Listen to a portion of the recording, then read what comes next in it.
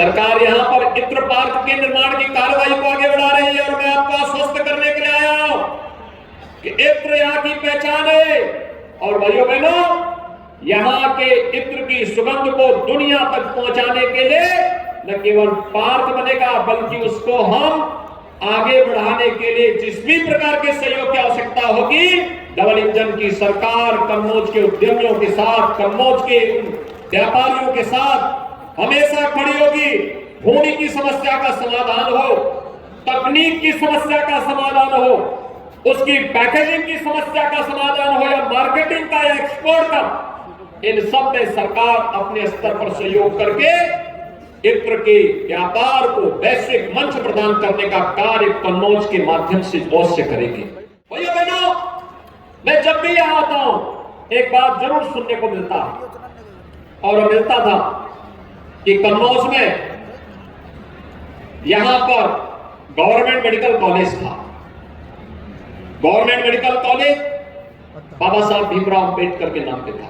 भारत के संविधान के शिल्पी बाबा साहब भीमराव अंबेडकर। समाजवादी पार्टी की सरकार को पता नहीं क्या चिढ़ थी इन महापुरुषों से। अयोध्या में भगवान राम का विरोध करते थे तो कन्नौज में बाबा साहब भीमराव अंबेडकर का भी विरोध करते हैं। यानी उनको परिवार के बाहर कुछ भी नहीं दिखाई देता है, अपने परिवार के बाहर सोच ही नहीं सकते। कुछ लोगों की आदत होती है, वोट तो जाति के नाम पे लेते हैं लेकिन काम केवल परिवार के लिए करते हैं, परिवार से बाहर नहीं। लेकिन भाइयों बहनों, हम फिर से आपको आश्वस्त करना चाहते हैं, जो हमारे जनप्रतिनिधियों की भावनाएं हैं, जो यहां पर अभी कहा है, असीम जी ने भी कहा है, सुब्रत जी ने भी कहा है, हमारे अन्य मान्य विधायकगण भी इस बात को कह रहे थे कि बाबा साहब भीमराव अंबेडकर के नाम पर फिर से मेडिकल कॉलेज का नामकरण होना चाहिए। और मैं आपको आश्वस्त करने के लिए आया हूं कि बाबा साहब भीमराव अंबेडकर के नाम पर फिर से जाना जाएगा कन्नौज का मेडिकल कॉलेज। और जो भी सुविधाएं यहां के लिए उपलब्ध करवानी हो और अत्याधुनिक सुविधाओं को इसके साथ जोड़ेंगे।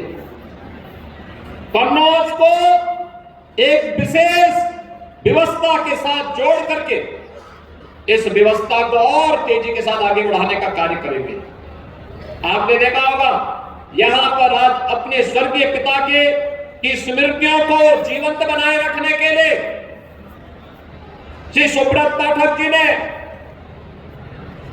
यहां पर दिव्यांग जनों के लिए कृत्रिम अंग उपकरण वितरण के कार्यक्रम को आगे बढ़ाया। 5000 से अधिक यहां पर कृत्रिम अंग उपकरण वितरण के कार्यक्रम संपन्न हुए। बड़ी संख्या में उन लोगों को जिन लोगों ने कभी भी इन सभी चीजों से अपने आप को कहीं ना कहीं वे लोग वंचित थे, लेकिन आज ये सुविधाएं यहां पर उपलब्ध करवाने का कार्य उनके द्वारा दिव्यांग जनों के लिए किया गया। दिव्यांगता हो सकता है उसके लिए तात्कालिक समस्या हो, शारीरिक समस्या हो, लेकिन उसको अगर सरकार के द्वारा थोड़ी भी प्रोत्साहन दे दिया जाए तो वह बड़ी से बड़ी उपलब्धि हासिल कर सकता है। भाइयों बहनों, हम तो सब जानते हैं, अगर उपनिषदों में आप देखेंगे तो अनेक ऐसे उदाहरण आपको मिलेंगे। 43 लोकार्पण परियोजनाएं हैं और 16 शिलान्यास की हैं, जिसमें की लागत 287.50 और 63.97 और अनुरोध करते हुए कि अपने करकमलों से बटन दबाकर मिशन ज्योति कुशवाहा आपको 40.39 करोड़ रुपए का डेपोजिट देकर सम्मानित किया जाता है। उसके पश्चात उत्तर प्रदेश राज्य ग्रामीण आजीविका मिशन श्रीमती मधु सिंह आपको 7.74 करोड़ रुपए का डेपोजिट देकर RFCIF के तहत राधा देवी आपको भी आवास की चाबी प्रदान की जाती है। प्रधानमंत्री उज्ज्वला योजना शहरी श्रीमती विनीता आपको निःशुल्क गैस कनेक्शन प्रदान किया जाता है।